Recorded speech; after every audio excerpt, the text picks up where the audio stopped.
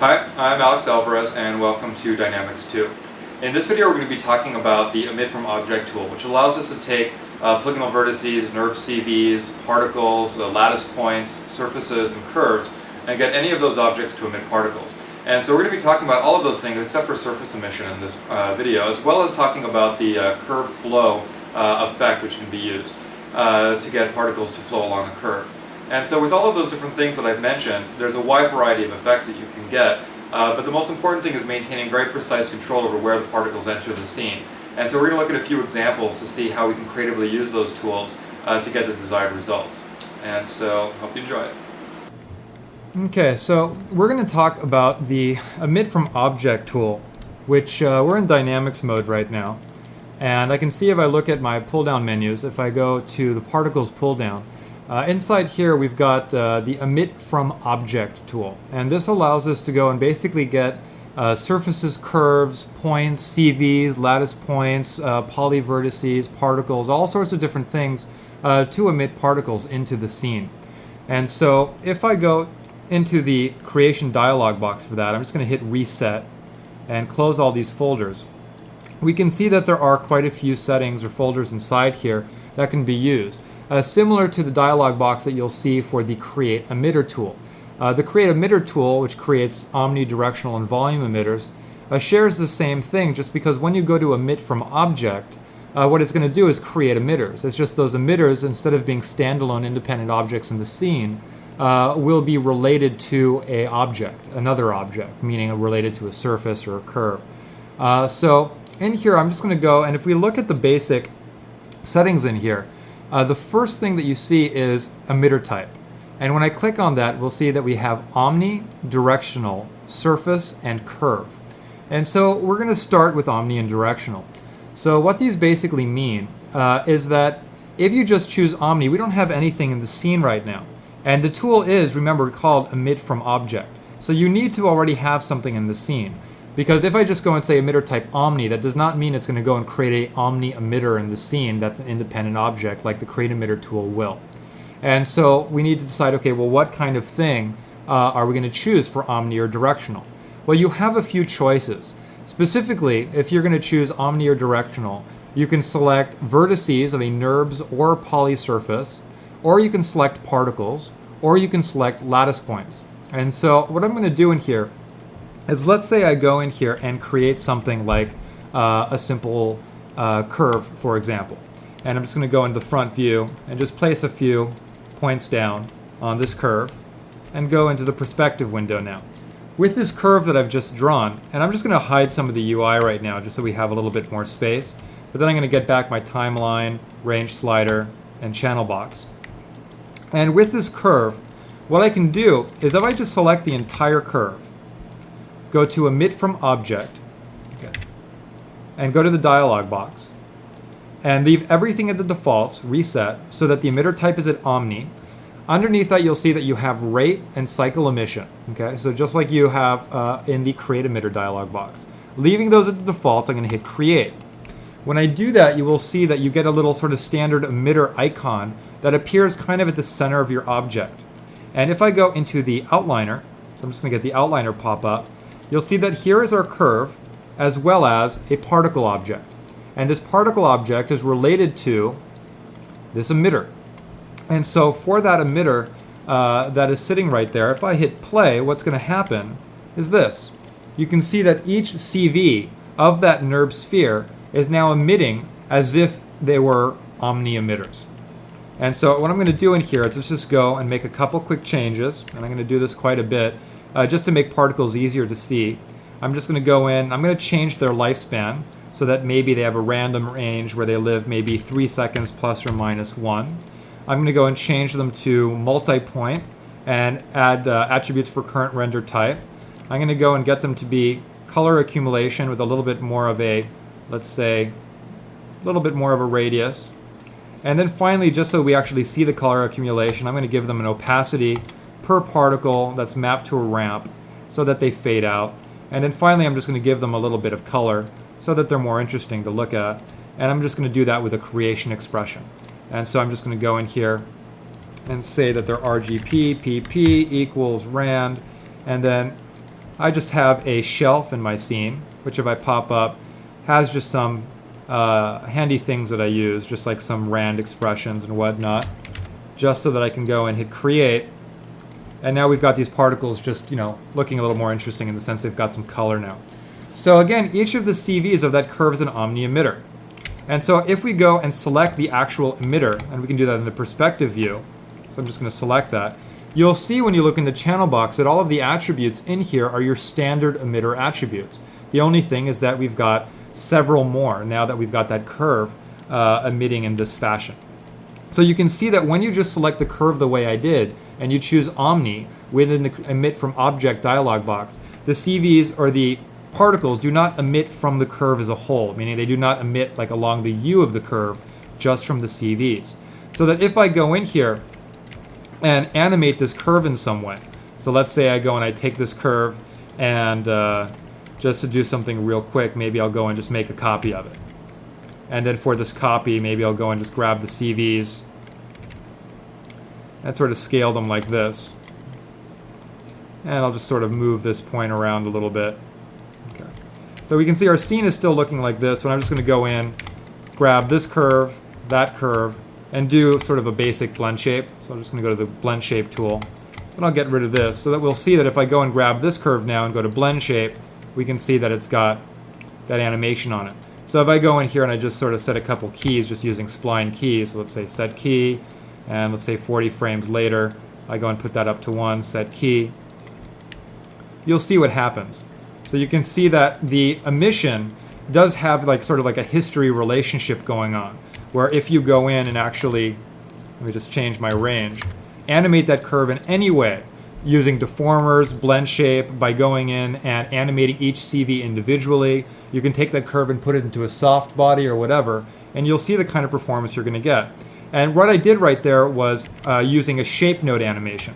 If I go and grab the curve itself, that curve can also be animated. And so I could go in here now and maybe set some keys on the curve. So maybe set a key, and then maybe once it straightens it out, I set another key on it, and then maybe I just sort of spin the thing around a full revolution. And if we just want to see what happens there, there you go. And let's sort of get our playback range now up to about 10 seconds, 300 frames. And then we'll just play this back. So you can see we've got a pretty cool little animation going on right there, just by using a very simple scene.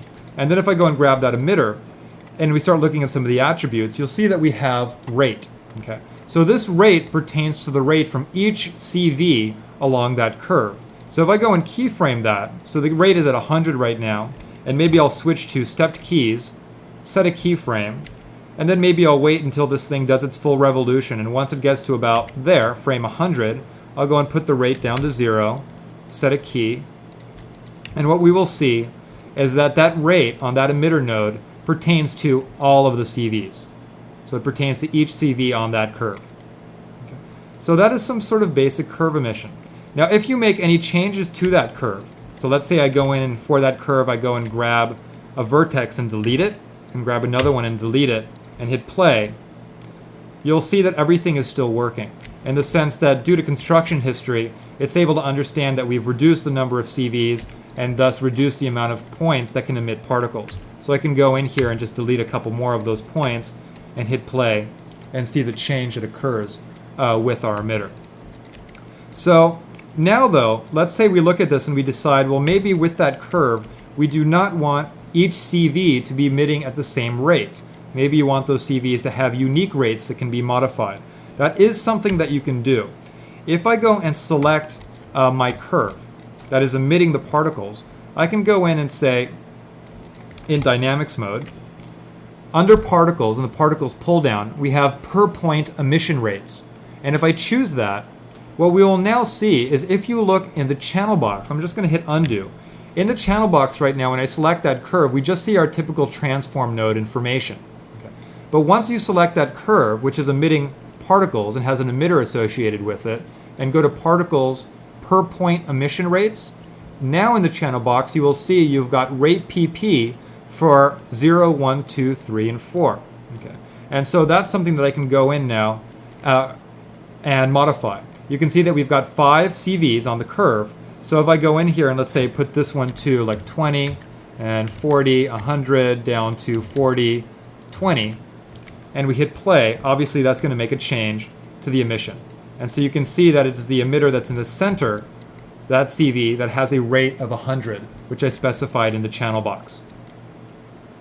So that again was per point emission rates from the particles pulled down. And so let's see what other things we can do now. If I go in for this emitter, we chose when we went to the emit from object dialog box to have omni. I also could have chosen directional. And so if we go and do that right now, I don't even have to go and create a new emitter. I can just select the emitter that's associated with this curve and change its emitter type at any time. So now I can go in and say, all right, well, instead of omni now I want directional. And now let's hit play. Okay. And you'll see we got a little bit of a different result. Because if I go in for the directional mode, now I can use these direction X, Y, Z attributes in the channel box.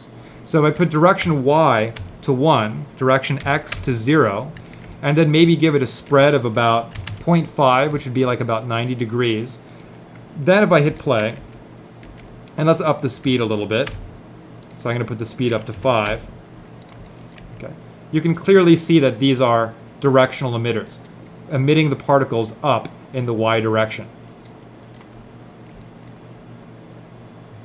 So quite a big change to the look of our little thing that we have going on, and just accomplished via changing the directional type.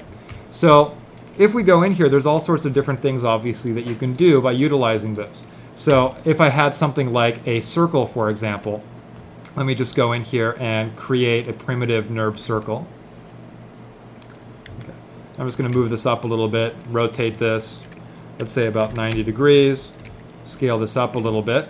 Then I'm just going to freeze transform it so that I can go and sort of spin this thing around in its z-axis. I can then go in and take this, say emit from object. Okay. Now we can see our omni emitters.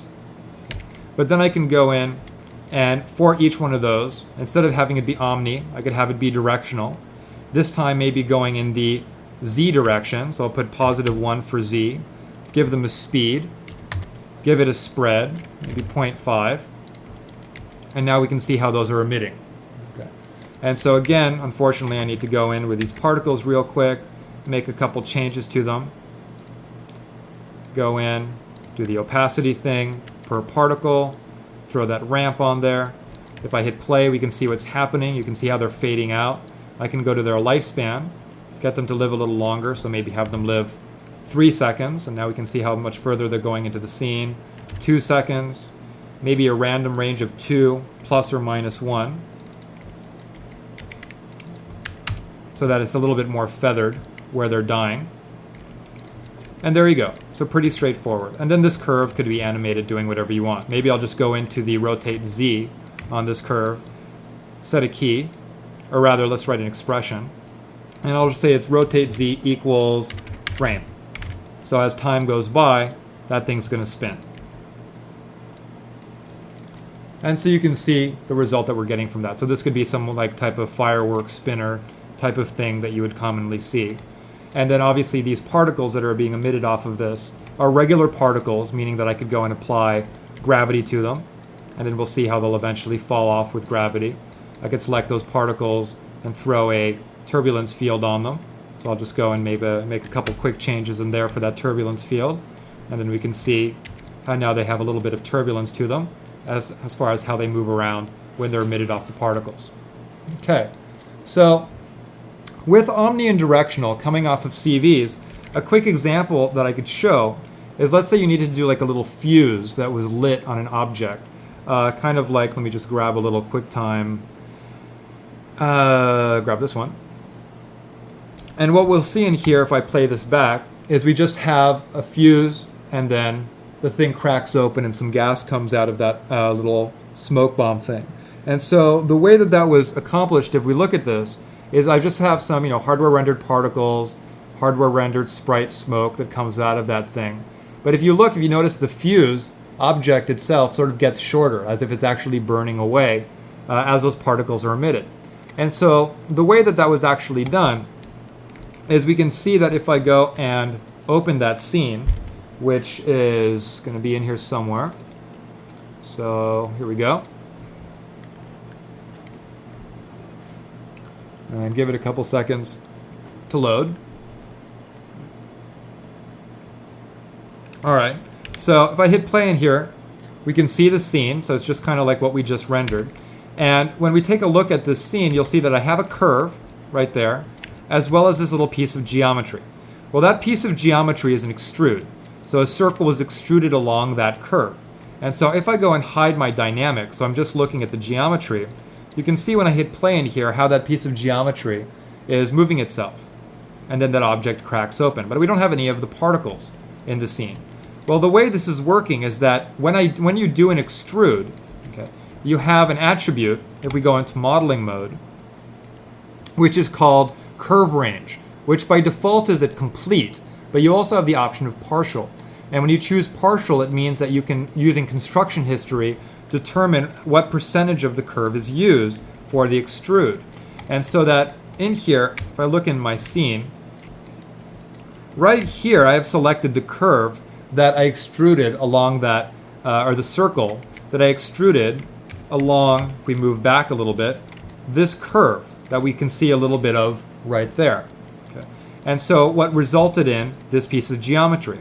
But since in the extrude dialog box I had partial checked, what that means is when you select this extruded geometry, you will now, if you look in the channel box, see a couple inputs. You will see your extrude node, as well as two subcurve nodes, subcurve 1 and subcurve 2. What those mean is for subcurve 1, that's your sort of generation curve, right? Meaning that circle. And then subcurve 2 is the path curve. And by animating the min and max values on these subcurve nodes, you can go and control what percentage of the source curves or subcurves are used for the resultant geometry. So if I go in here and I change the max value for subcurve 1, if we look in here, if we look real close, you can see how it's using or changing what percentage of the circle is actually being used. So in here I didn't animate subcurve 1's max value. What I animated was subcurve 2's min value. So you can see here is the max value changing. So you can see that curve growing. And then here we have the min value, which is what I keyframed manually. And so the thing is, as far as to do the particle part, when we hit play, those particles I set to being extruded from the CVs of the surface. And so when I go in dynamics mode, or get my dynamics to display again, when I hit play and wait for the scene to wake up, okay, what's going on is it's actually the CVs at the end of this extruded piece of geometry that I have emitting those particles. And so when I hit play, as this is moving along, those CVs are moving or changing their location, and thus it's changing where those sparks are coming from. The most important thing to point out, though, if you're going to do that, and let me go and get back some of my UI, is that you have to make sure if you're going to do something with the profile curve, the subcurves for an extrude, that you use not the CVs at the end, but the CVs at the beginning of the surface. Because if I select this surface in here, and I'm going to real quick just go in dynamics mode and turn my cache off, because it's kind of slowing things down a little bit. All right. If I go in here, when you select this piece of geometry, the extruded, you'll know, as you should know about NURBS geometry, each CV has an ID. So if I select a single CV here and I look in the channel box, you'll see it says CVs, click to hide, 2,4. So that's the CV I have selected. Well, if I go over here to one of the CVs at the end of this object, that's CV number 416. Okay. While over here, we've got CV 3,0. And if I go and move, you can see I'll eventually get to CV 00. So this part of the curve up in the upper left is the start point of the surface, and down here is the end point of the surface. And the thing is that when you go in and change the subcurve, okay, you'll see that as I go and change this, okay, to make modifications, certain CVs will disappear. And if I change the max value, if I had chosen this CV right here to emit particles, CV 212, as you animate the max value, CV 212 will eventually disappear. At this point, we no longer have CV 212 because it would be right here. And so if that's the CV that's emitting particles, you'd only get emission until this point right here where that CV disappears. But by animating the min value, starting over here, since one of these CVs is the emitter, CV00 is always around. CV00 never disappears. So as this moves along, your emission will stay true, as opposed to if I animated the curve in this direction with the bomb over in that direction over there. So if I make a new scene, okay, just real quick, we can go and see, here's a curve, okay, here's a circle, okay, so move this, take the circle and the curve, okay, do an extrude, and so I'm just going to go to the extrude tool, hit reset, make sure you click partial, okay, hit extrude in here, and then I'm just going to go and make a couple changes, okay, just so that it actually extrudes along that surface. I can go and grab that curve and maybe sort of scale it down. So if I now go into shaded mode, we can see there is that surface that's resultant.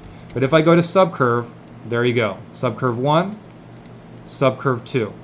And so if I go in here, I can go and select and try and find CV000 to see which side it's on. And if I look in the channel box, I can see now I have CV00 selected.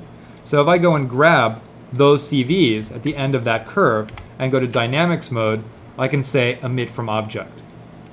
And I'll choose Omni with, let's say, a low rate of about 10 particles per second.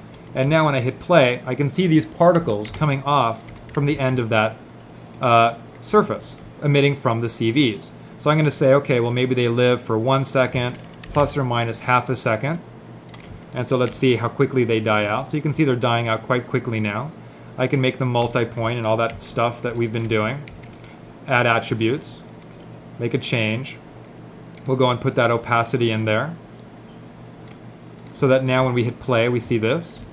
And then what I'm going to want to do is, I'm happy with the lifespan of the particles. I just want to change their speed. So I'll select the emitter right there, and maybe up the speed to about, let's say, 5.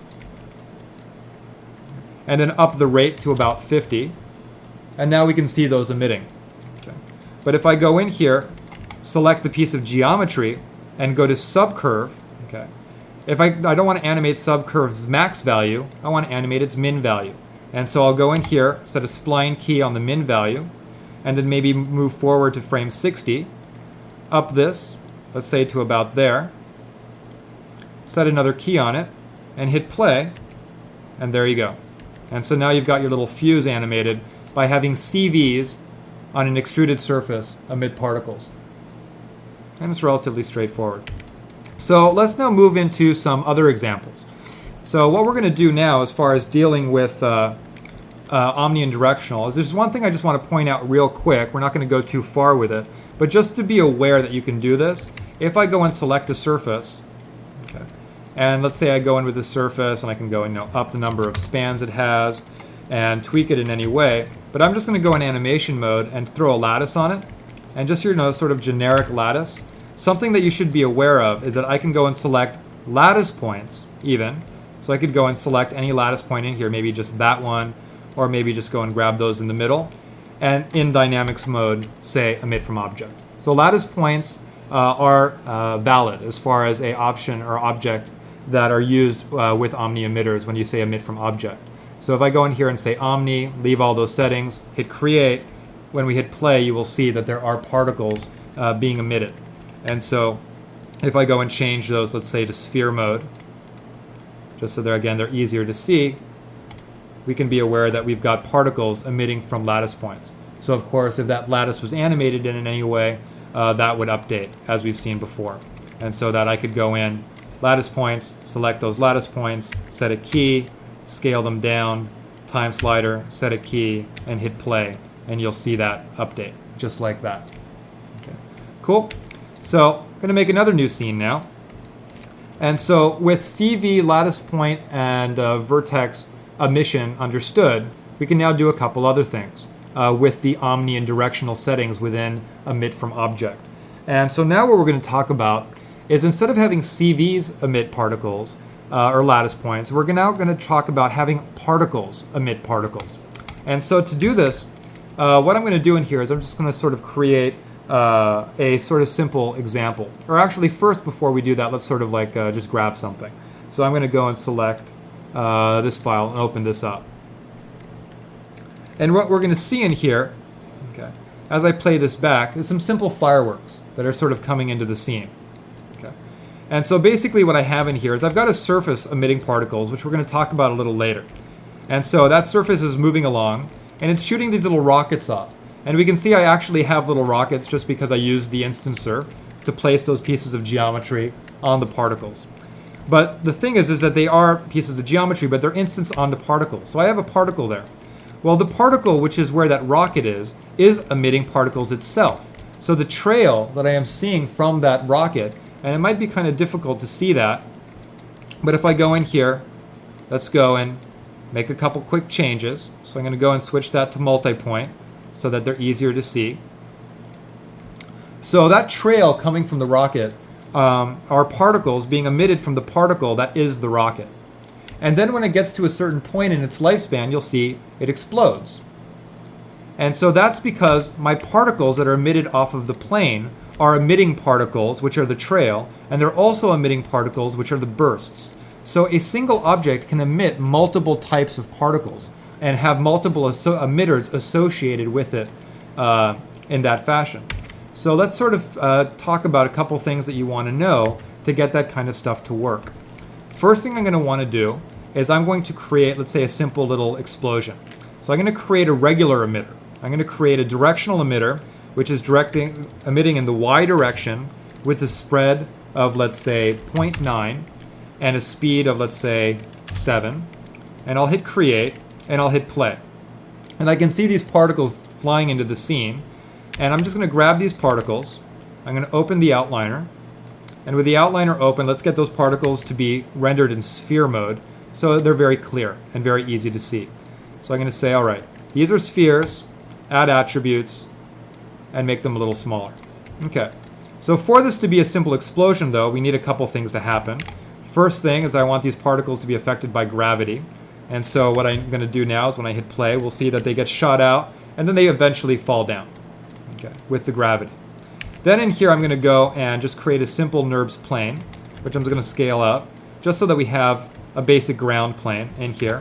And for my NURBS plane, I'm just going to sort of up the number of patches it has, switch into shaded mode, move it up a little bit so it's hiding the grid, and make sure that my emitter is above the ground plane.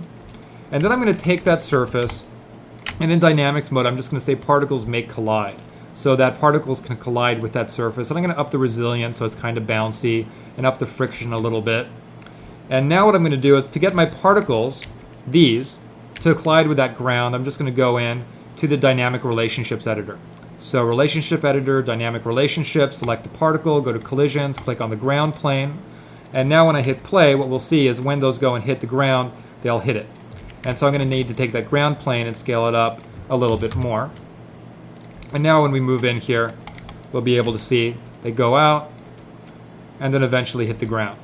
And then also, I'm going to grab my gravity and just up its magnitude a little bit so they get pulled down to the ground a little faster.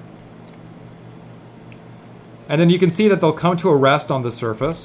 And if I grab those particles, I'm going to change their lifespan now. So you can see it took about 136 frames for them to get to where they are. So I'm going to go and say, okay, well, they live about 4 seconds plus or minus 1. And so now when I hit play, we'll see that after about 4 seconds, they'll eventually die. And so now if I up sort of my range of what I can see, now we're just going to let this play. So what we're looking at there is sort of like the beginning of our explosion. And so I'm going to go in, grab my emitter that's emitting those particles, and now keyframe its rate. And so I'm going to switch to stepped keyframes. I'm also going to lower the rate down to 5 just so we don't have too many coming out. So that's what it looks like with 5. Let's try like 3. Okay. And that's okay. Actually, 5 wasn't bad. Hit play. And now what we're going to do is maybe it has a rate of 0. Set a key with stepped keyframes. And then at around frame 50, the rate goes up to 5. Set a key. And then at frame, let's say 60, it goes back down to 0. Set a key. And so now we're just going to hit play. And we can see we only got 1. That's because it's only emitting for 10 frames. So what I'm going to do is go to frame 50, still be in stepped keys, and up the rate to 50. And reset that key and hit play. Okay, there you go. So now you can see we just got this quick little sort of spew of particles for a couple seconds, but now I'm going to go in and maybe have it last a little longer. And so now we're going to go and hit play, and there we go. So for this basic explosion that we're doing now, these particles will kind of be like sort of like your main sort of debris coming from the explosion. But then what you want is maybe those particles should have sort of fire or smoke coming off of them. And so that's a good case of where you might want to have particles emitting particles. Because these main particles you might use the instancer to instance debris onto, like pieces of like rocks or fragments or glass or sort of shards or whatever it is that you want to instance on there. Okay. And then what we're going to do is grab that particle object and go in to emit from object, so that now we can have particles emitting particles. And I'm going to go to the options, and I'm going to choose Omni. So each one of my particles will be emitting as an Omni emitter with a rate of 10 particles per second, which is the default. I'll hit create, and now let's hit play. And there you go. So you can see I now have kind of like these particles all over the place. So what I need to do is make some changes, but if I look at my particle now in the outliner, the one that's rendered as spheres, the one that's emitting the other particles, you'll see that it has its standard emitter node. So I'm going to go to its speed and put the speed down to 1 and hit play again. And now I'm going to take the rate and put it up to about 20. And by playing with this, you can start to get an idea of how those particles are definitely emitting particles. And it's a matter of just sort of balancing out how these particles behave. And so maybe for these particles now, I'll make a couple changes so that those live maybe, let's say about 2 seconds, plus or minus, let's say half a second, 0.5. Hit play and see what that does to it, so that they eventually die out. And then for those particles, I also want to go down to their opacity and add a per particle attribute so that they can fade out with a ramp. And then also what I'm going to do is, let's say go to their color, per particle color, and I'll just go and create a little creation expression for them so that maybe those particles equal, let's say, a random range. So rand, and let's say they're all going to be kind of from gray to white. So let's say 0.5, 0.5, 0.5, 1, 1, 1. And so that right there is going to give me particles where some are sort of a mid-value gray and some are white. And if we want to take a look at that expression right there, I'm just going to go and throw it into Notepad real quick, and you can kind of see what that looks like. And so that's just going to give us a random range of particles in a creation rule. So now I can go back out here, execute that, and then go for these particles and also get them to be multi-point, color accumulation.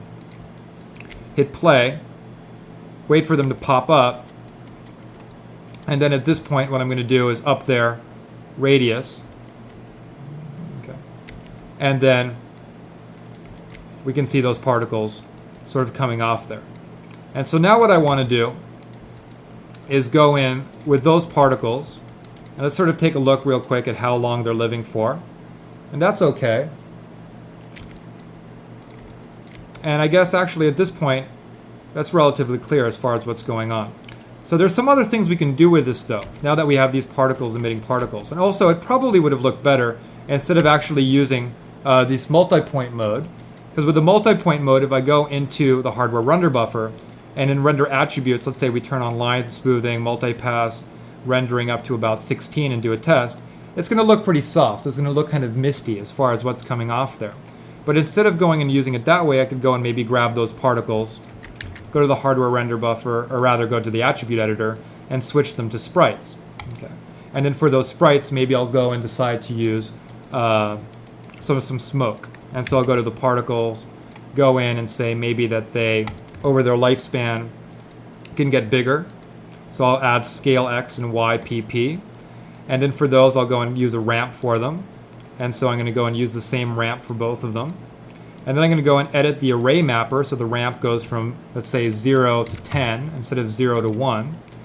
And then for this ramp, that just means they're going to get now bigger over their lifespan. And then I need to go in for the particle object and then also edit the array mapper for X so that that goes from 0 to 10. And then now when I hit play, what we're going to see is these particles, okay, will get bigger, but I also need to then go into these particles that are emitting particles and lower that rate down so that we don't have too many sprites on top of each other. And then in the multi-lister, I'm just going to go and create real quick a Lambert shader, which I will assign to those particles.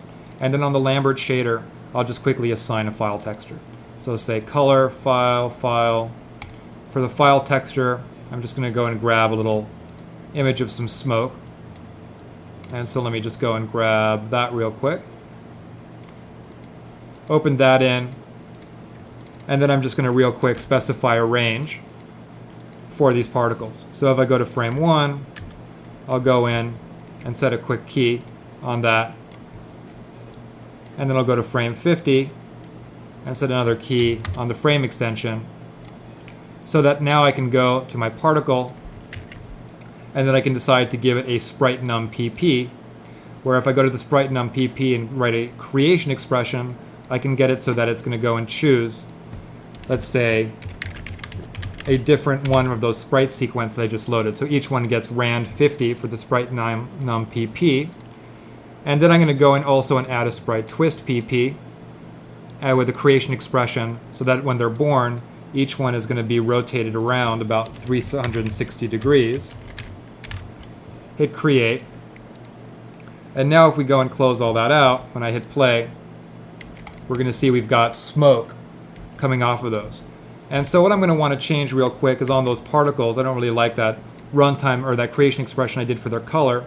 So maybe I'm just going to make them bluish. And so I'm just going to edit the expression now so that we've got some sort of like bluish smoke coming off of there. And so let's say from 0.6, 0.4, 0.2. And so now I've modified it to give us some bluish smoke.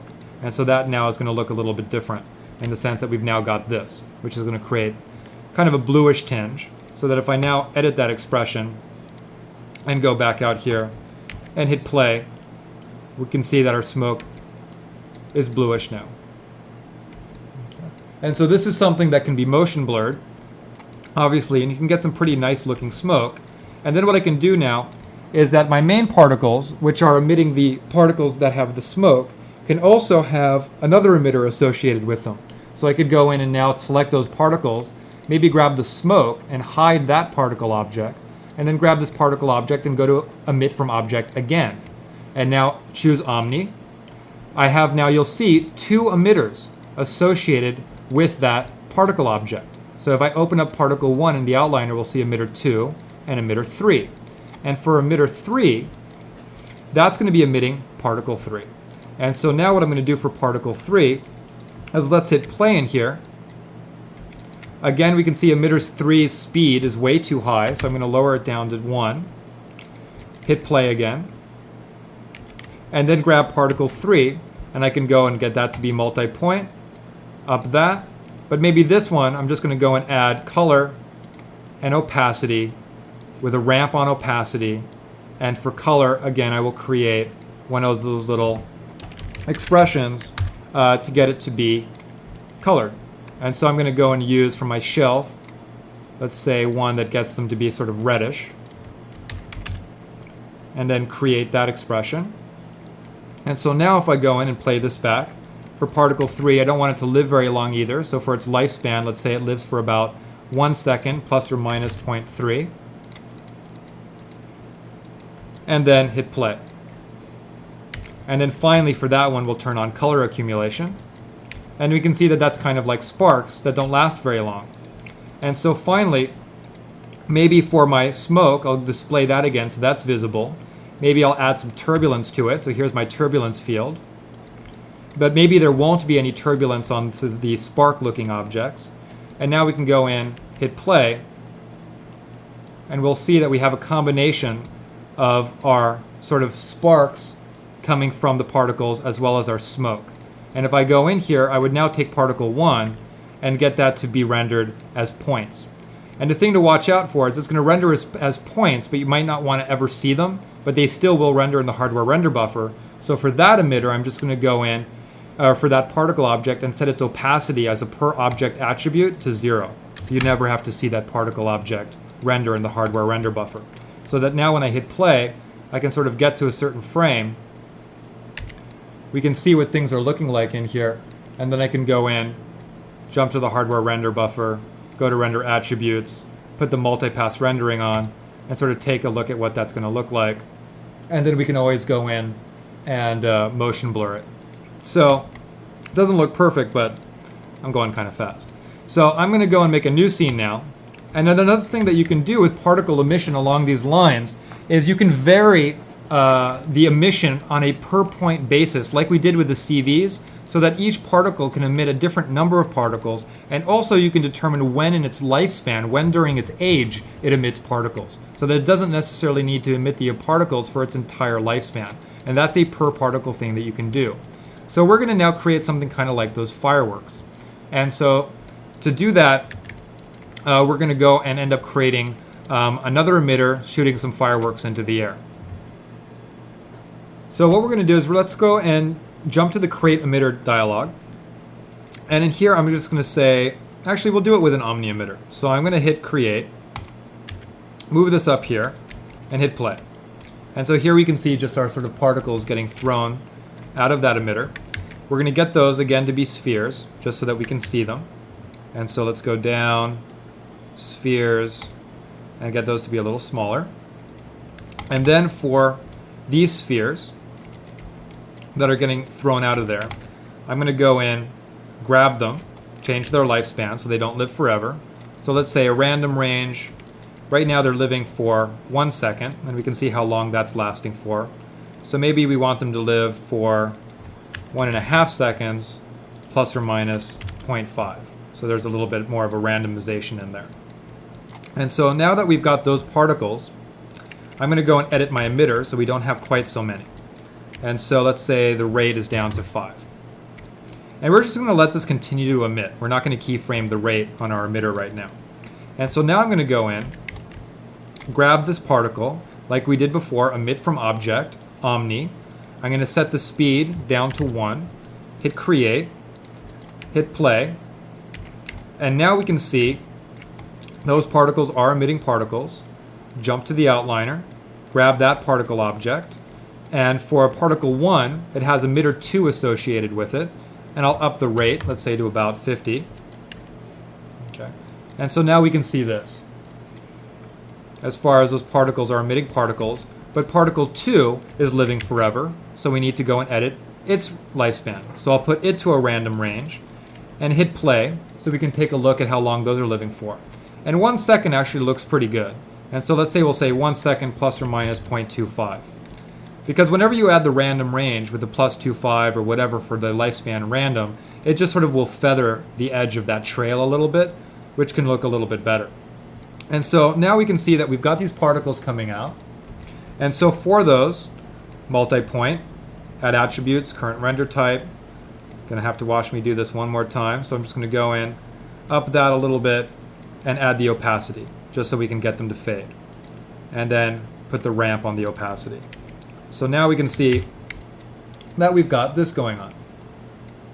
And so the next thing that we want to do now for those is, let's say I can go and maybe change the radius a little bit, maybe up the multi-count so they're a little bit thicker as far as how they're emitting from, with those particles emitting particles. And then I'm going to go in and, why not add a little bit of color? So I'm going to say creation expression RGB PP equals, and maybe we'll give them like purple trails. So I'm just going to go and say rand on that. And then let's go and create, close. All right. So now we've got these little purple streamers coming off of those things. Now those right now don't have any turbulence or anything on them, so maybe we'll want to go and grab those and throw a little bit of turbulence. And whenever I create turbulence, I tend to go and turn the attenuation off, and it actually is already off. So let's hit play. We can see there's some turbulence on them. I'm going to lower the frequency down on the turbulence, and then I'm going to go and up its magnitude to about 10. So now we've just got sort of some interesting turbulence going in on those tails. So they're not all exactly the same as far as how they're emitting. But now what I want to do is I want to get it so that when these particles die, meaning that when particle 1, which is emitting particle 2, the purple ones, when particle 1 dies, I want it to now, at that point, emit new particles, like a little explosion. And so that can be fireworks or all sorts of stuff. And so to do this, what I'm going to do is I'm going to go and grab particle 1, which is already emitting particle 2, and go back to emit from object. And for that, again, it'll be omni. Rate I'll put up to about 50, and speed I'll just leave at, well, we'll put it up to about 4. Hit create, and what we will now see is that particle 1 has emitter 2 and emitter 3. Emitter 3 is emitting into particle 3. And if I hit play, we will now see we've got these gray particles now. So those particles are the particles that are being emitted. For those particles, I'm going to go in, opacity PP, ramp, multi-point, or actually let's make those multi-streak, color accumulation, maybe up the tail size a little bit, and up the radius a little bit for those. And then I'm going to go in and do the color thing. And so for these particles, I'm going to go in RGB PP, create a ramp for those, and for the ramp I'm just going to edit that, and maybe they're going to be blue. And so they'll go from a light blue to a dark blue over their lifespan. And then also what I'm going to do for particle 3 is on the opacity, if I go to its ramp, I'm going to go in and click on the dark part of the ramp and just map that with a new texture, a fractal. And because what that means is that I'm going to go and have this ramp, which is going to cause them over their lifespan to sort of twinkle as they fade out. And so you can do that on the black, or I can go in and do that on the white. So I'm going to actually do that on the white part. Create new texture, fractal, and you can see when you look at that ramp right now how it's sort of fractally. So you're going to get this sort of like a twinkling going on within those particles that are emitting off of them. But the thing is that I don't want those particles, particle 3, to be emitting for their entire lifespan of particle 1. So what we're going to do now is how do we get it so that particle 1 only emits particle 3 when it dies?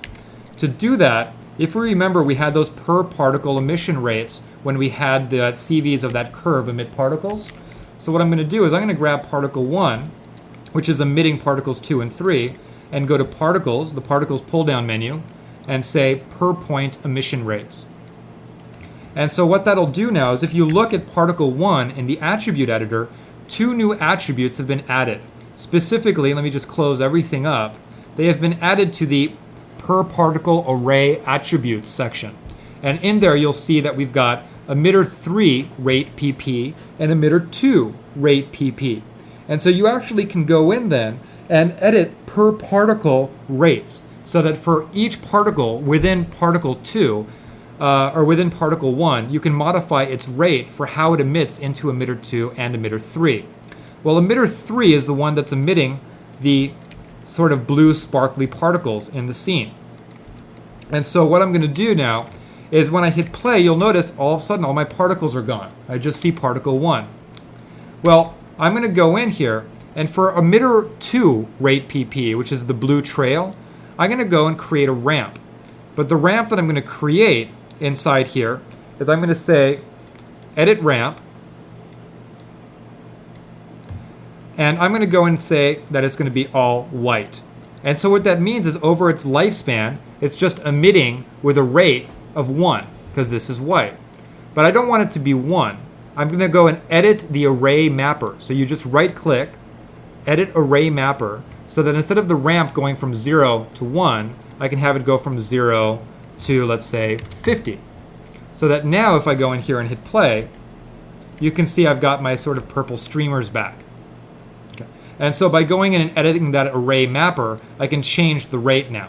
And so if I wanted to, I could have the rate change so that maybe it emits fewer of those streamers as it gets older.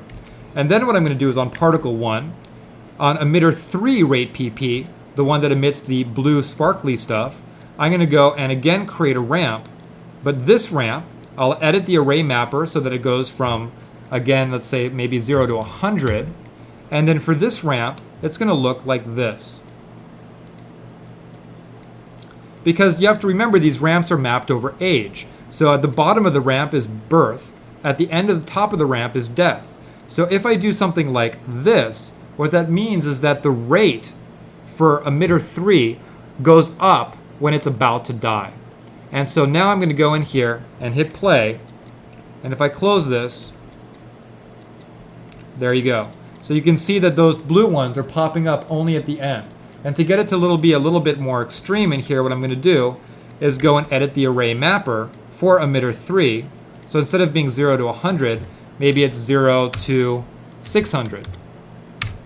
And that means we're going to get a lot more particles to pop up when they die. And so you can see those little blue explosions just popping up now. And you can also see how they're sparkling because of that fractal that I put in the transparency.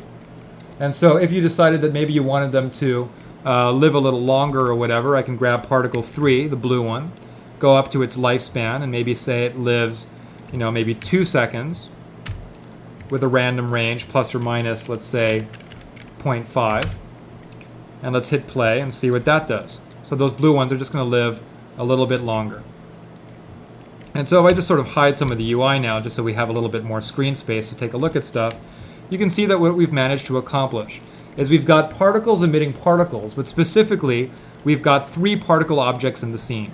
Particle 1, which is the spheres that we're sitting in here, has had the emit from object command added to it twice, creating emitters 2 and 3, which are adding to particle objects 2 and 3.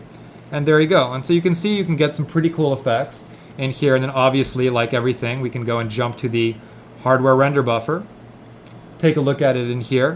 You can see what that's looking like. But once we go into the hardware render buffer, turn on line smoothing, multipass rendering, put it up to about 16.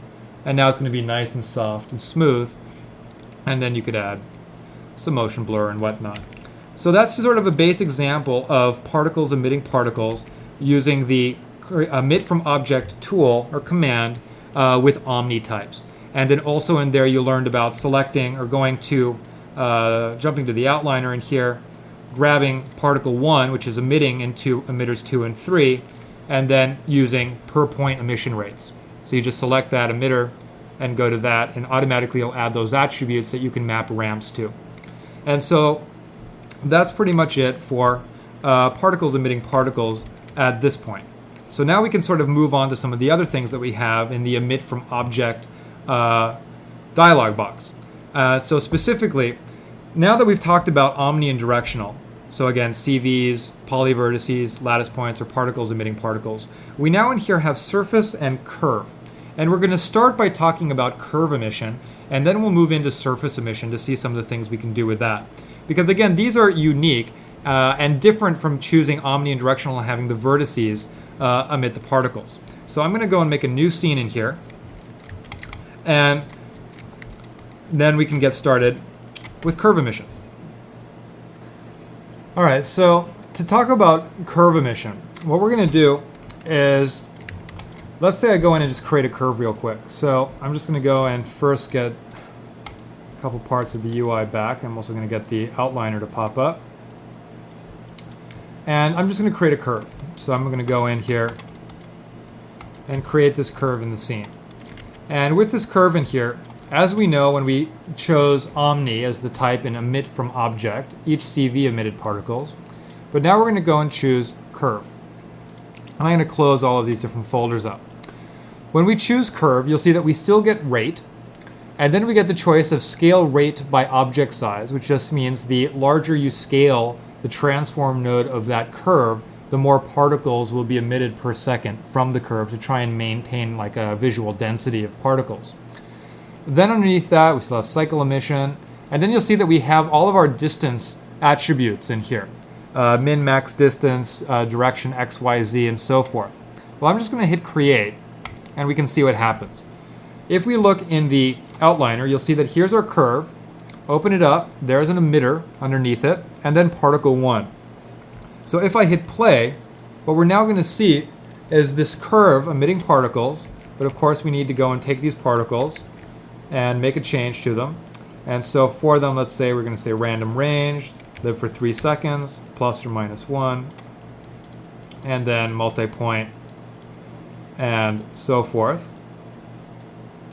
And up that a little bit, and then give them some opacity that fades with their lifetime. Okay. And there we go. So we've got this curve emitting particles. And when we take a look at that, you can see that if I click on the emitter, obviously I can increase the rate. So let's say I put the rate up to 500. And so now it's very clear how this curve is emitting particles. So it's not based on the CVs. It's actually emitting particles based on the actual curve shape itself. And so this can be handy for obviously a very, very wide range of things. Meaning just with this, if you imagine there's some sort of crack in the ground where particles or steam is supposed to spray out of, you can imagine how using this curve could be a very useful way to get those particles into your scene. So, but we want to talk about a few things with these curves, specifically some of the attributes, and then also start getting into a couple examples. And so, when I look in the channel box for the emitter and we look at all the different attributes we do have speed, which right now is at 4. If I put the speed to 0, you can see that those particles will just sort of be created along that curve without any motion to them. So I'm just going to put the speed up to 1, and then we can see how those particles are moving off the surface. But notice how these particles are rising off the surface. They're not sort of emitting in all directions from the curve. Okay. Underneath that, or above speed, you'll see that we've got spread. Right now spread's at 0.9. I'm going to put it to 0, and then I'm going to put it to 1. And you'll see that spread is an attribute that's inactive for curves. Okay. But is something, though, that's going to make a big difference for how they emit, though, not other than spread, is what's above that, which is direction. Direction, by default in here, we can see, has x at 0, y at 1, and z at 0. And that's why these particles are emitting with this upward momentum. And so it's not so much that they are emitting with the normals of the curve, as also based on this directionality. Because if I go and put direction y to 0, what we're going to see now is the particles are emitting in all directions from the curve, no longer going up in y. So I can use my speed, right? So here we can see speed is making a big difference. We have speed random, so I could put speed random to, let's say, 0.5, just so that some particles will move faster than others. And then in here you'll see we have tangent speed and normal speed, but for these, if I go and put, let's say, normal speed to 0, all of a sudden we'll see it goes and stops again. So we do have a relationship of normal speed to our regular speed. So I'm going to leave the normal speed at 0 and then take tangent speed and put that to 1. And then you're going to see the particles are going to start moving again. But it's really when you get to surface emission that normal and tangent have a much bigger change in how the particles are emitting off that curve. And so in here, going in and making modifications is really to normal and tangent is really not doing much. The thing to do is just sort of leave those at the defaults and then really settle on using your speed as well as your directionality. So if you need the particles coming off that curve to move up in y, you can go and give them a direction y vector value. But then again, I find it to be more useful to rely on fields than this direction setting. So the only thing in here that I'll tend to change will be the rate as well as the speed. And other than that, everything else I'll sort of rely on the fields. One more thing also, in here we have our min and max distance. If I put max distance to 10, you can see that is also functional. And so that actually obviously can have a useful or a use. So I can put the max distance to 3 and the min distance to 2 and the speed to 0.2. And what we're going to end up with is particles emitting with a greater radius around that curve, as opposed to just emitting at the actual location. And so that's something that can be handy for a wide variety of things. If I go in here and let's say delete that curve, okay, but I'm going to leave this particle object in the scene. So the curve is gone, but the particle is still here. I'm going to go back to frame 1, hit play. We don't see any particles. But then I'm going to go in and create a curve. But I'm just going to go and create a circle. And so we just have a NURB circle. And then for this circle, I'm going to go to emit from object, curve. I'll hit create. We'll see that in the outliner, we've got NURB circle 1, which has emitter associated with it. I hit play, and we can see these particles coming off of that curve. But what I want to do is, instead of always having, like I've been doing, kind of always creating or modifying all the settings for the particles again, what I want to do is to have emitter 1, instead of emit particle 2, I want to relate emitter 1 to particle 1, the one that I already had tweaked all the opacity and multi-point settings with. So I'm going to delete particle 2 so that the particle object that was created with the emitter that's coming off this curve is gone. So that now when I hit play, there's no particles.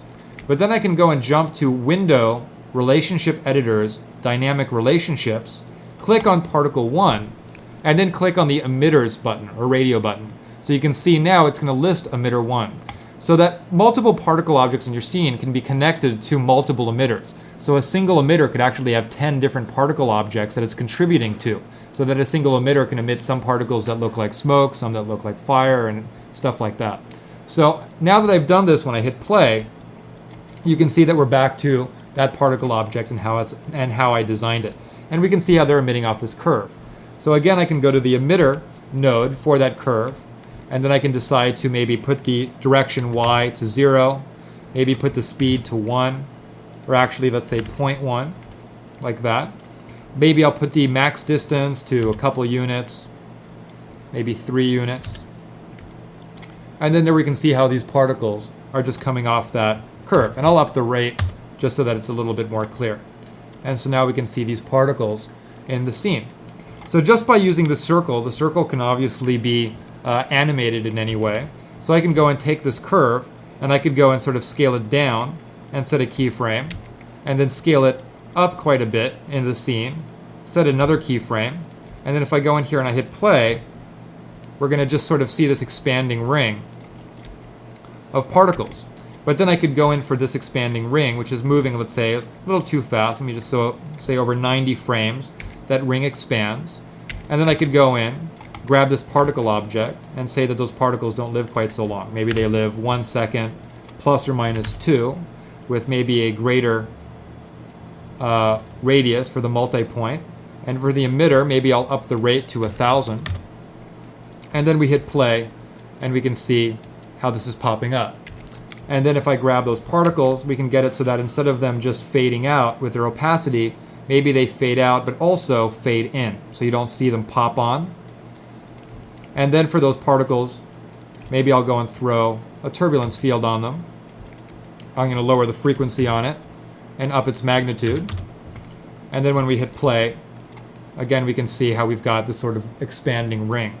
So if I go and grab, let's see, jump to my little QuickTime folder, and let's get Maya back, get the QuickTime folder. Here's just a simple example of a curve emitting particles. And so that's just a simple circle like I just showed, where I just went and scaled it up, and then just had a couple different particle objects associated with that curve. And so that single curve is emitting one particle object that lives a very short time, which is kind of bluish, so it's kind of like at the leading edge, and then the other one which has that orangish color. And then I've got turbulence on that particle object, which is why we can see these kind of nice little tendrils along the edge, because there's a sort of very strong turbulence field that's getting those particles, which are living a very short life, to move around like that, which is pretty cool. And so if I actually go and open that scene, let me just see if I can go and find that. Shockwave, shockwave, shockwave, right there. We'll be able to see that I've also got the point size up a little bit on them. And then as this sort of moves out, we can see how this is looking. And if we just sort of switch to having a little bit more space, it's just a regular curve emitting those particles. And so if I go and say show curves right here and then hide dynamics, there it is, regular NURBS curve. Go back to show dynamics, and then we can move in here and obviously jump to the hardware render buffer, and then just go in here with about 36 set to our render passes, and you can see we get this nice soft feathered looking result in there. And it's a very, very simple thing to do, just using curve emission. And so the next thing I'm going to do, let's say we open another scene. So jump over here. I think I've got another example along these lines with just a simple circle. Or if I go in here, we can see it's just loading some sprites in, so it's going to sort of play kind of jumpy in the beginning. But now when I play it, it's smoother. And so it's just a ring or a curve that's emitting some sprites, and those sprites, you know, kind of look like some green smoke. And I can go and tumble around in here, and you can see I can sort of move through them. But it's a relatively simple example. And then the nice thing that I can do along the lines that I just showed is I can go and delete that circle, but keep my particle object in the scene. Now when I hit play, nothing happens, but then I could go in and create another curve, let's say maybe this little line, and then get that curve to be an emitter. And so one thing that I might want to check is if I go to this curve that was already in the scene, I look at its emitter setting, we can see it's got a rate of 100 with a speed of 1. So then I'll go in, create another curve, select it, emit from object, curve with a rate of 100, speed of 1, hit create. You'll see in the outliner we get this new particle object, which I'll delete, and then I'll go and jump to the dynamic relationships editor, grab particle 1, and then go to emitters and click on that new emitter that I've just created. So that if I now go in and I hit play, what we'll see is that we now have a completely different curve emitting the same particles. And it just sort of makes your life a little bit easier as far as reusing particle nodes that you've designed with different emitters. And so let me just go and make a new camera. And so we can see how this is playing back in the scene as that smoke, just simple sprite smoke, is coming off of that curve. And you can see it's pretty interesting looking. And when you use sprites, you can see that you can go and fly through it and all that kind of stuff. And once you throw some motion blur on it, it looks really nice. And so a simple example of motion blurred particles is, as far as like sprites, as you can see, like if I go and open one of these little smoke tunnel file, if I sort of scrub through this, you can see with motion blur, just 2D motion blur done in the hardware render buffer, how interesting that looks as we sort of fly through that smoke that's coming out of there.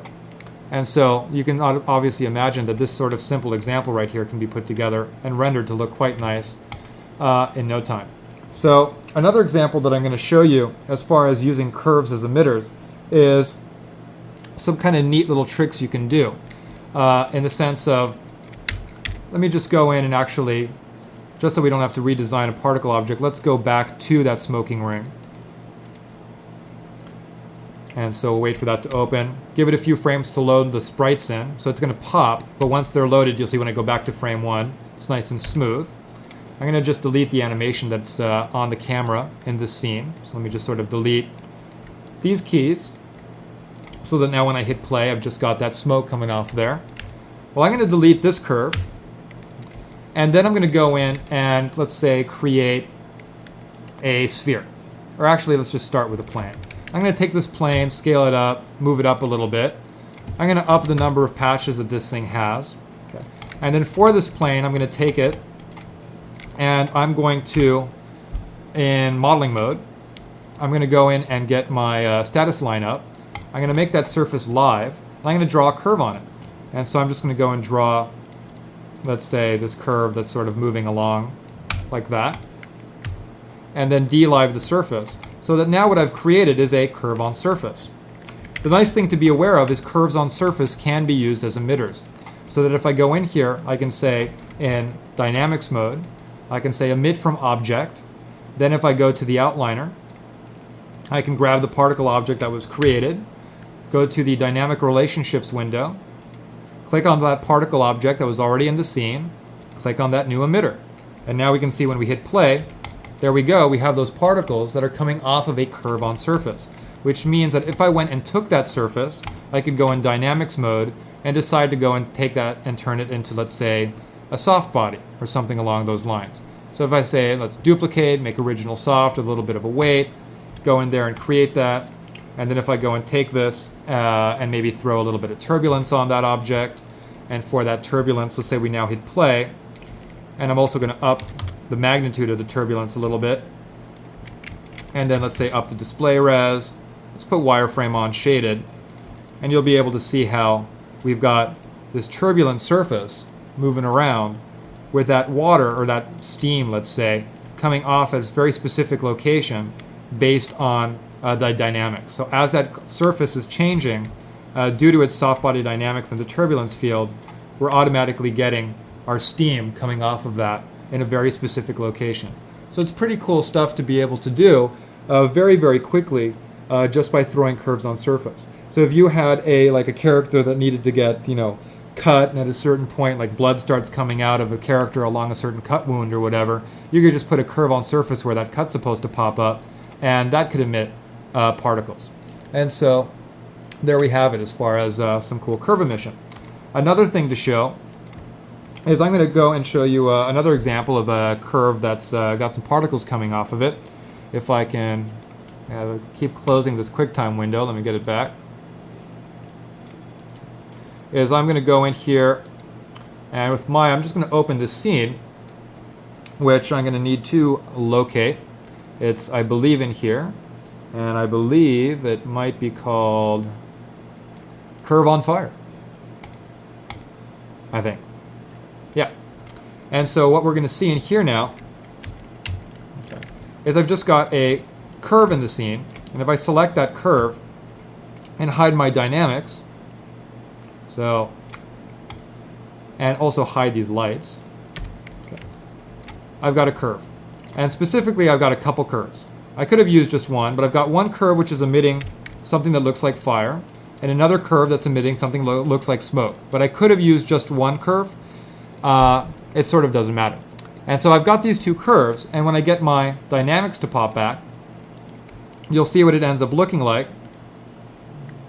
If I just go back to frame 1, okay, is it just looks like we've got some fire and some thick smoke coming off of those curves. So this is a very, very useful example in here where what we've done is we've created this sort of line of fire in the scene and been able to be very specific of where in the scene the fire is. So if I sort of get my geometry in here to come back, so let me just go and show this. You know, we've just got this quick little room where we just have fire along the edge. And so as we move in, we can see how easily we were able to go and place that. So if we look at a little QuickTime rendered movie file, we can see what this is going to look like. So we've got some fire with a little bit of smoke that was very easily placed. So curve emission is something that you'll probably use quite a bit. Some things that also we'll see in this file, if we sort of look around in it a little bit, is obviously we've got, you know, the geometry of the scene. And then other things that were done in here is that if we looked at that rendering, we'll notice that things looked, you know, relatively smooth as far as how the lighting was done. And that was just done with some simple area lights. So you just have some like sort of very long, thin area lights along the corners there, just to be able to get that result. So if I go and hide my dynamics and show lights, we can see that I've got a whole bunch of lights in the scene like this. And so I've got some lights for this sort of like center lighting to get all the walls and the room to have like a general ambience. I've got this sort of light on, area light on the floor, so that it looks like, you know, if we have objects on the ground, it'll look like they're getting a little bit of reflected light from the ground plane. And then we can see, if we look in the front view, these lights that I have that are area lights. This one that sort of looks like the lights going up on the wall, and this one down. So it kind of looks like the fire is actually illuminating that wall edge. And so if we go in here, that's that result that we were able to get by just using these long, thin area lights. And so if I get the dynamics back again, there you go. But as far as the emission goes, very straightforward. You can see if I select emitter, we've just got, or go into the outliner, you can see there's our curve, that's got an emitter associated with it. Rate of 400, very regular stuff. This one has a rate of 200 with a bunch of fields connected to them. Another thing I'm going to show as far as using curves is an example which can be quite handy when you need to go and sort of create particles to be created when two objects intersect, and you can use curves for that as well. Meaning if I go and create a plane,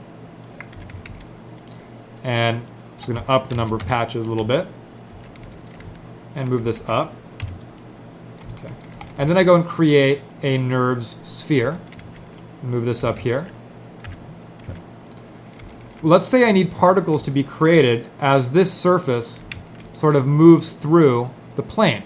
Meaning like you could have a dolphin that's supposed to sort of splash out of some water, or all sorts of different examples where maybe you have a boat that's moving through the water and you need particles to be emitted exactly along that edge where that boat is intersecting the water.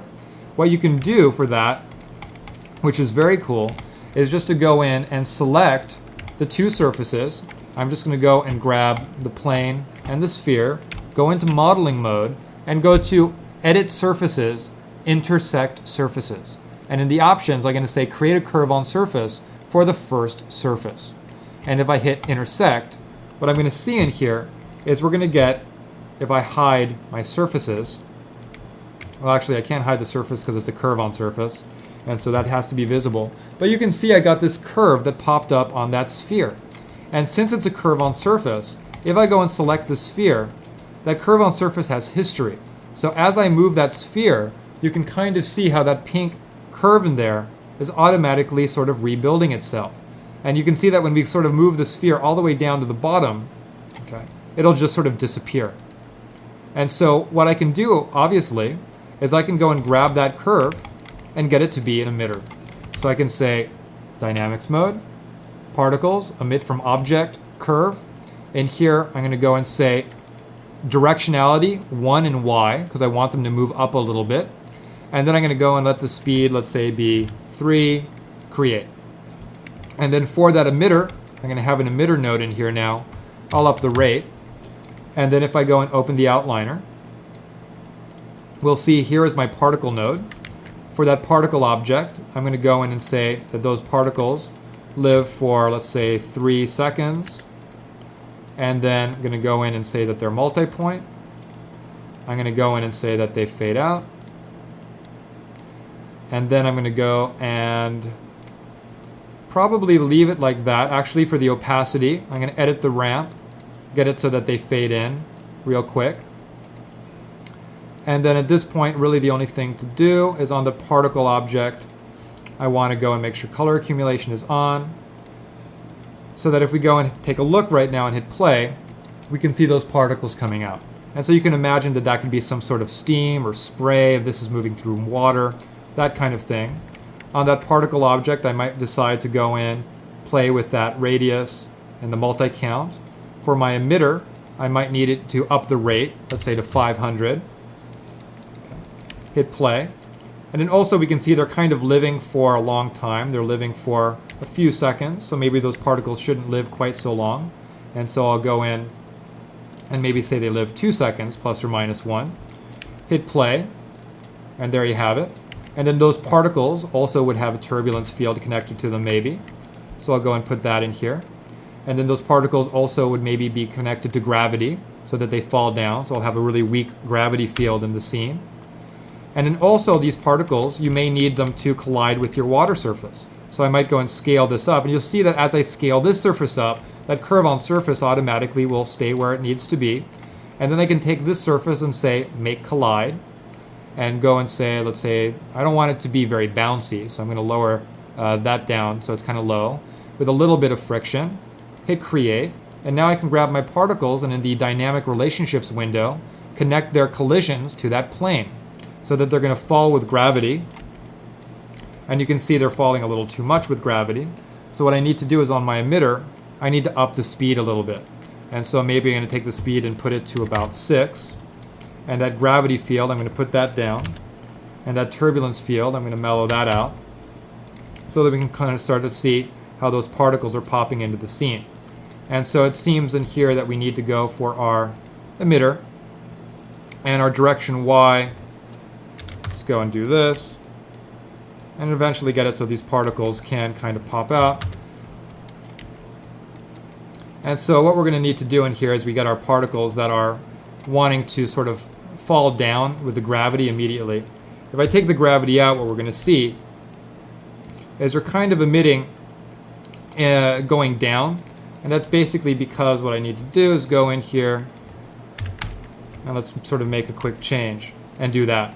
What I did is I took the direction Y and put it to -1 because it's kind of based on the normals of that curve. And so it didn't see +1 as being up in this direction, it saw it as being down.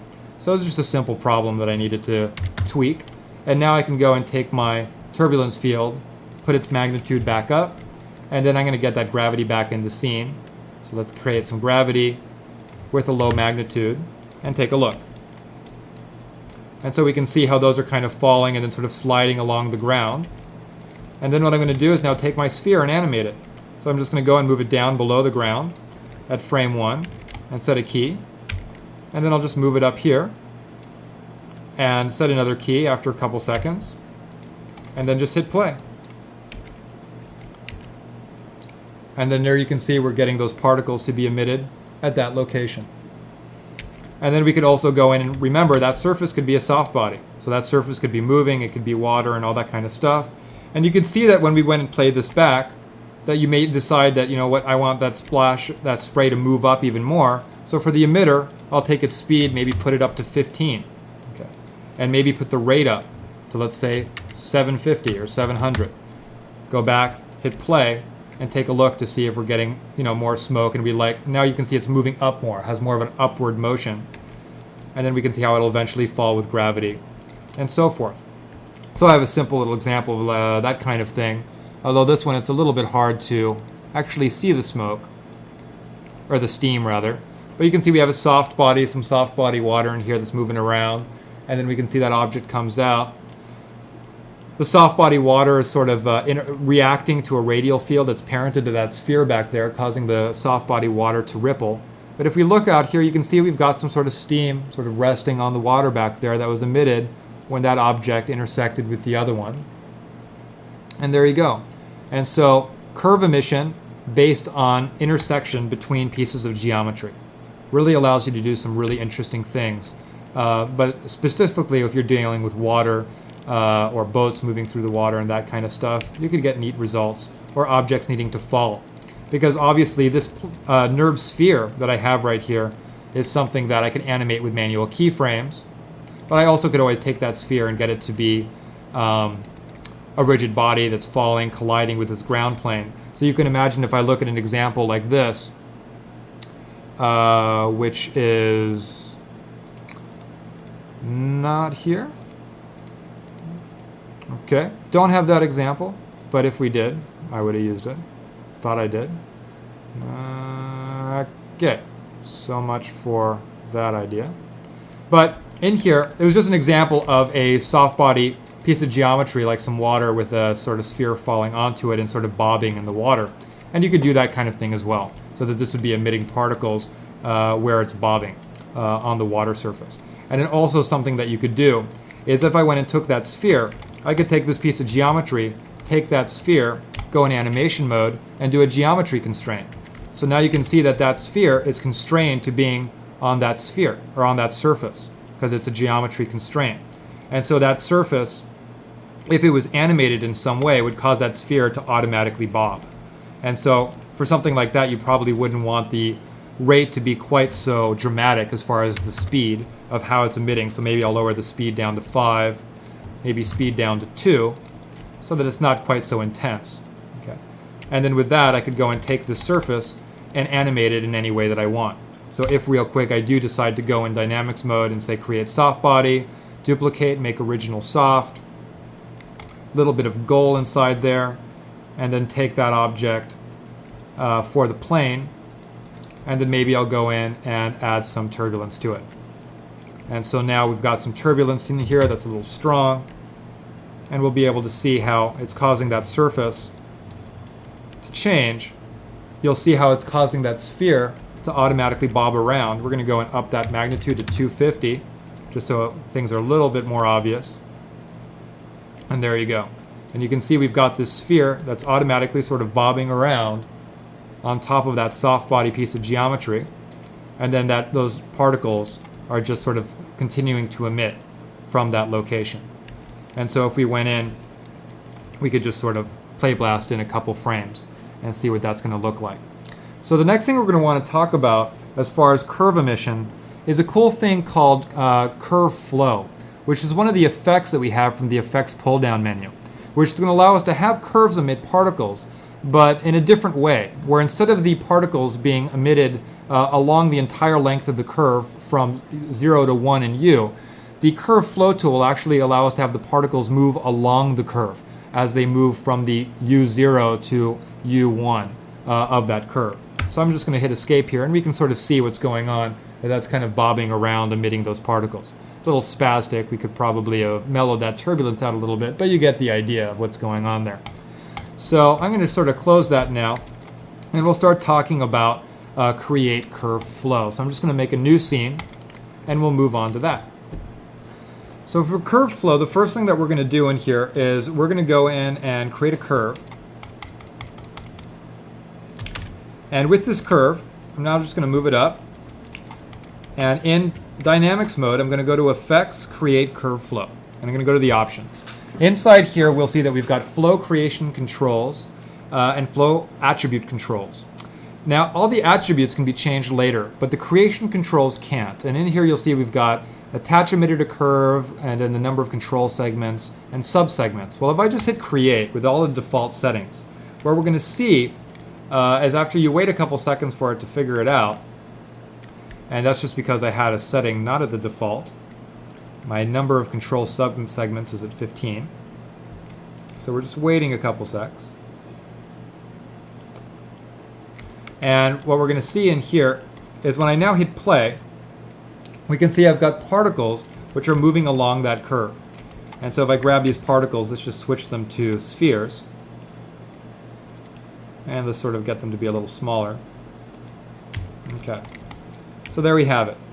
So that's what curve flow does. So as opposed to the particles emitting from the curve, the particles are moving through the curve this way.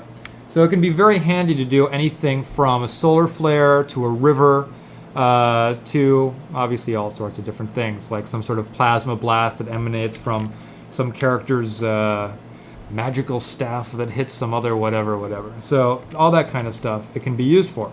Very, very handy. And the thing that's cool is that if I go in and grab the vertices and change that curve, you can see that it'll automatically will update as far as how those particles are moving along.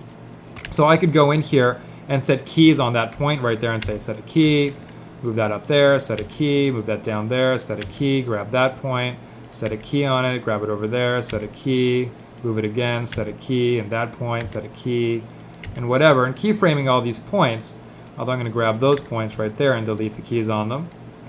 And we can see how that's going to go and update itself as far as how those particles are moving along that curve.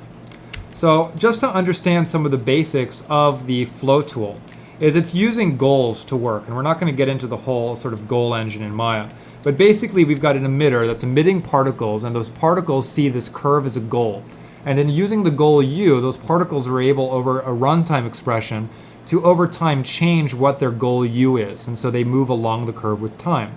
So if you select those particles, you'll end up seeing that they're going to have a whole bunch of expressions on them. So you can see if I go to their goal PP and go to their runtime expression, you'll see there's this big expression in here that's been written for you on the particles. And so that's what all of these effects kind of are things that are just using expressions to give you some sort of predefined little Maya effects. So what you want to understand though with curve flow is if we make another new scene is some sort of basic things about how it works. And so first thing is if I go and create a curve, okay, and move this up, when I go in dynamics mode and I say create curve flow, you get control segments. And first thing is you'll see it says flow creation controls, attach emitter to curve, and the number of control segments and subsegments. And I'm going to hit reset. Okay. With the default settings, when you hit create,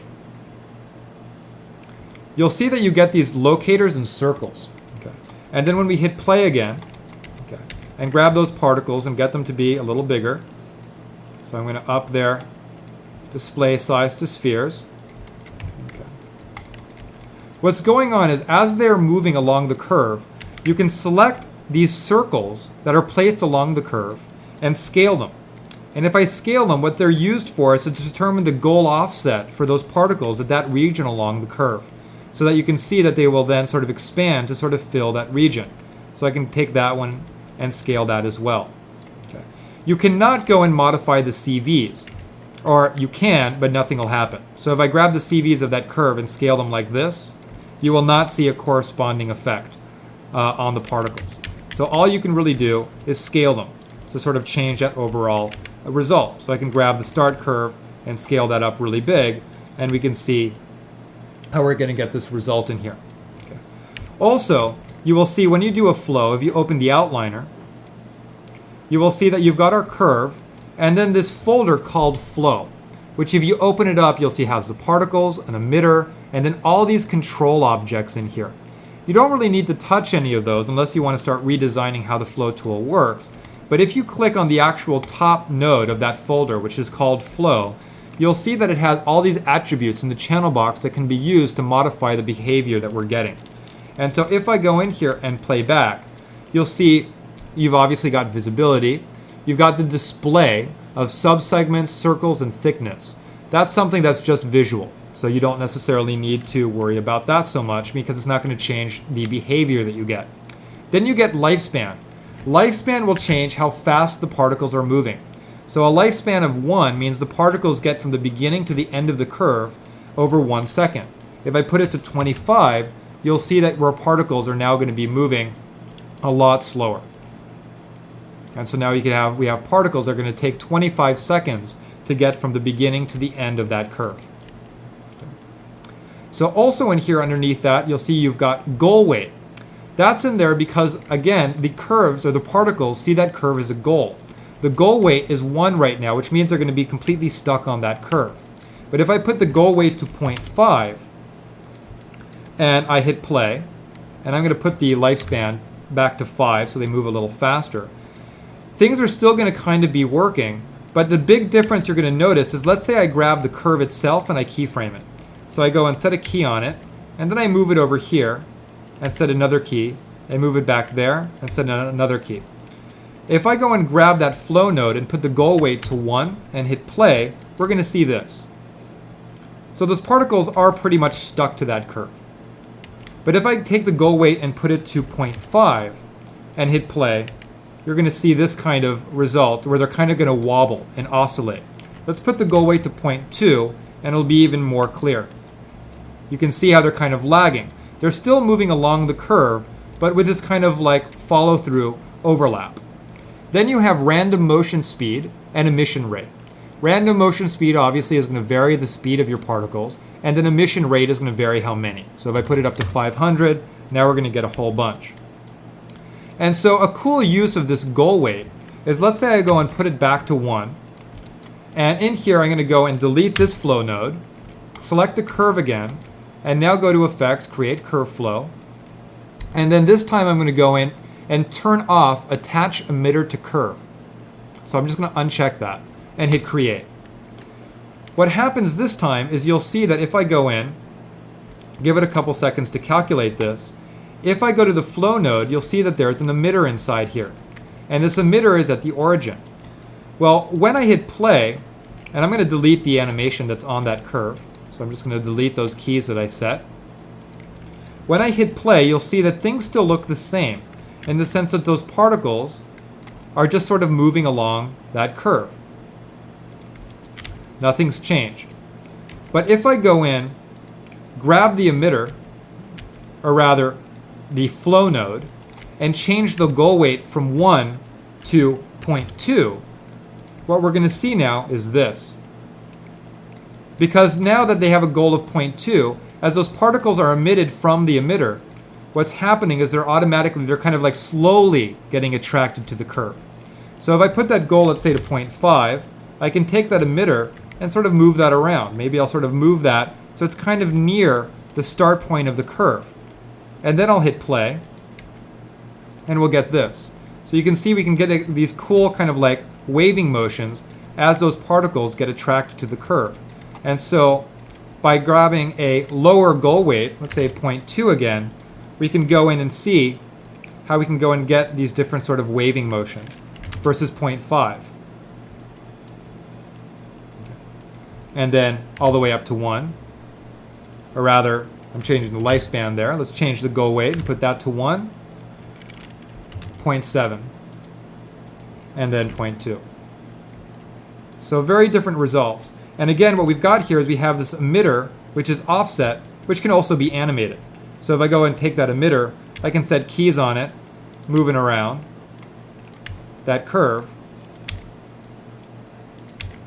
And we'll see when we play that back, that you're going to get this kind of sort of oscillating, sort of spiraling motion of the particles as they move along that curve, which can be kind of neat. So that was sort of it sort of explains how this works, because you can kind of really see that emitter goal relationship. So that was attach emitter to curve. Then you have these control segments, number of control segments and subsegments. Well, if I delete the flow node again, and then go back to this curve and create another flow on it, so create curve flow with the default settings. those circles that pop up on the curve, you'll see are kind of placing themselves based on the parameterization of that curve, so they're not evenly spaced. But when you click on the flow node, you'll see that you can go in and actually change their position. And by changing their position, you sort of change the rate at which the particles move through the curve. So if I put locator 1 to u of 0.2 and locator 2 to 0.3, and the next one to 0.4, and the next one, let's say, to 0.7, you'll see that my locators are all kind of biased towards the front of that curve right there. So if I now go in, switch those to spheres, you'll see the particles will move really slow in the beginning, and then they're going to speed up and then move really fast. And so by placing those little locators, those little markers, just by clicking on the flow node and changing their position, you're going to be able to have control over the rate of speed of those particles. And then also remember, you can go and take those circles and scale them and have a little bit more control over what's going on inside here. So when you create a curve flow, you have control over the number of control segments. So the higher you set num control segments to, the more you will have control over timing of how the particles move along the curve. Then in here, the next thing that we'll see is we have the number of control subsegments. This is something that becomes useful when you have a curve that has a very high degree of rate of change, where the curvature is not as simple as this curve example we're seeing right here. And so an example of that is, let's go and make a spiraling curve. So I'm going to go and make a new scene. And in here, what I'm going to do is I'm going to create a circle. It's a NURB circle, which I'm going to move over here, rotate a little bit, 90 degrees. And then for that circle, I'm going to move its pivot point to the origin and maybe get it to be a little smaller. Move it out here. I'm going to move its pivot point again. And then now that I've done that, I'm going to freeze transform that circle. And then I'm going to draw a curve. So I'm going to say create curve. And in the front view, I'm just going to sort of place some points down for where I want this spiral to be created. And if I now go in the perspective window, I can go and grab that curve, the circle, grab this curve that I've drawn right here, and then I'm going to go to the extrude tool in modeling mode. So I'm going to go to surfaces, extrude, and in the options, what we're going to do is, if I go and say reset, what we want is we want our style to be tube. The result position is at the, well, the thing that's easier is we're just going to hit create and then sort of tweak some of the settings. So I'm going to go and hit extrude. You'll see you get this sort of bizarre result when you do this. But then I can go in here and modify the settings that we have due to construction history.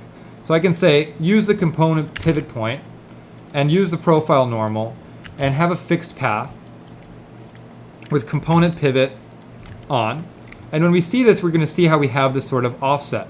But then you have a rotation attribute. If I put rotation up to, like, let's say 500, it's going to start rotating around that curve. Okay. But then what I can do is put rotation up to like 7,000. And when you do that, now all of a sudden you can see we've got this big spiral in here. And so by going in and modifying our circle, so I'm going to go and grab the CVs of that circle and start moving them, you can see I can go and change sort of the radius of that spiral by moving that circle's CVs away from the origin or towards the origin. And then also by scaling them, I can go and make it sort of bigger and smaller. And so this is obviously a useful sort of modeling tip as far as making like a phone cord or something like that. But it's also useful for making a spiral, which you could put emitters on as a motion path, or you could use for curve flow. And so if I go in here now with this curve, I also can select that surface and go to the extrude node and have it scale down to 1 as it sort of extrudes along that. So it can sort of scale up or scale down. Now if I have it scaled down, the thing that's cool in here at this point that we can see is we also have construction history. So I can sort of modify the CVs of that original curve, and we can see how it updates our spiral in here. And then what I can do is take a isoparm off of this surface. So I'm going to go in here and say isoparm. I'm going to click on that surface so that one of its isoparms are selected. And then in modeling mode, I'm going to go to duplicate surface curve, which gives me this curve which you can see is a sort of independent standalone curve. Well, that curve has way too many CVs to use with the curve flow tool. And so what we're going to do is take that curve and in modeling mode, go to Edit Curves, Rebuild Curve. Because we can see if we go to the attribute editor for that curve, that it's got 100, let's see, let me go and grab it for that curve. And we want to sort of get an idea. It's got 194 spans. So you can see it's a little heavy. But I'm going to go and take the spans and put it down to 75. So I'm just going to go in here and say Rebuild, Uniform, 75, Apply. And now you can see it still matches the spiral shape that we want. It just is a little bit less dense. And now I can go and take this surface. I can keep it around, or I can just delete it. Okay. And so if I keep it around, we will still have construction history going on, but things are going to get kind of slow. So you can see that I move the original curve, it updates the surface, which updates the duplicated curve. But I'm just going to take that surface, delete it. Then I'm going to take that original curve, delete it. And now we're just sort of left with this curve, which is a nice spiral, which could be used as a motion path or with curve flow. And then this curve, you could go in, if I just sort of jump in the front window, you're perfectly allowed to go in and create a skeleton. So I could go and sort of put some joints going down through this. And then you could go and skin it and animate it and do all sorts of different stuff. Let's say I go and grab that curve, go in animation mode, go to smooth bind. Let's say max influence is a 4 on the complete skeleton. And when I go into a bind skin now, you'll see that if I go in here and start selecting a whole bunch of joints, let's say I'll grab all these different joints in here, I can go and start rotating them, and you'll see how it's going to go and modify that curve, because that curve is skinned. And then you can use that to animate how your particle is streaming through the scene. So now I want to go and take this curve and do a curve flow on it. And so I'm going to go in dynamics mode, say curve flow. Well, the thing is that if I go in here and say number of control segments 5 with subsegments of 4, which is default, and I hit create, what's going to happen, you're going to have to wait a couple seconds. And first off, let me just go in here and open my outliner. Take my duplicated curve and select it, and then hit create. And so what I need to do first before I do this is I'm going to take my curve and delete history on it, so I don't have any weird history tweaking it. And also I'm going to unlock it because it's locked due to its being skinned. And then I'm going to go in and now hit create. And after waiting a couple seconds, we'll see that we get our flow. And we can see how those particles are now flowing. I'm going to take them, get them back to sphere mode. So grab those particles, get them to look like spheres, just so they're a little bigger. And now, if we go into shaded mode, we can see our curve flow as they're moving along that spiral. But the problem that you're going to notice is that they don't really seem to be matching our curve very well. So if you look at our curve, which has quite a bit of spiraling going on, and you look at the particles, there's a discrepancy. And so the thing to do is, what I'm going to have to do is go in and delete the flow node, reselect that curve, go to curve flow, and up the number of control segments. Basically, the higher you have this number, the more subsegments you put, the more accurately your particles will move along that curve. So I'm going to hit create now. It's going to take a little bit longer. You'll just get a more accurate result. So your control segments, the main ones, you're going to use for timing, while your subsegments, you're going to increase that value when you need greater accuracy. And so now when I hit play, I've got my new particle object. I'll put those to spheres. And then now we're going to see how we're really getting a much better spiral going on inside here.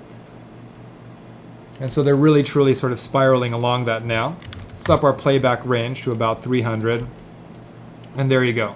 So now we have some cool spiraling particles moving into the scene. And then these particles right now don't look very exciting, and so we can go in and do all the regular stuff to go and get them to sort of be multi-radius, to get them look like plasma or sparks or whatever. I can go in here and give them an opacity. so that let's say they only have opacity of about 0.5, and then I'll up their settings a little bit so that we've got a higher degree of visibility for those particles, maybe up their point size a little bit. Okay. And then now when we go in here and play, we can see these particles spiraling into the scene using curve flow. And then remember, you can go in and make changes.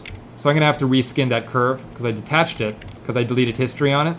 So I'll select that curve, select the skeleton, and go in animation mode and do a smooth bind.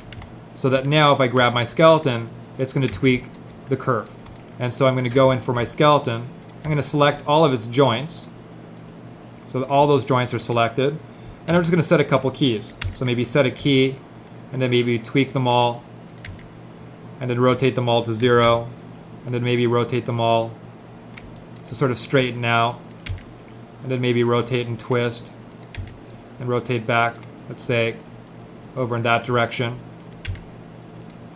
And what we'll see when we play this back is that those particles, for the flow, are going to respect whatever happens due to the kinematics as they're spiraling along there. And so you can get some sort of interesting results that way using flow. So a couple examples to show. I'm just going to make a new scene. And in here what I'm going to show is, let's say, an example of a simple stream of some water. So I'm just going to go, let's say, week 8. Grab this file. And I'm going to hide the grid. And you can see that we've got this curve. And so this curve already has a flow on it.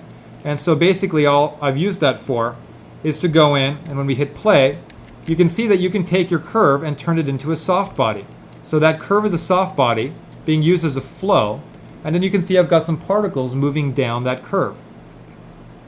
And so by having a little bit of turbulence on a soft body curve that has a little bit of a goal weight, you get this nice sort of like motion inside it as it's sort of oscillating around. And then when I go in here, those particles are just rendered to be blobbies.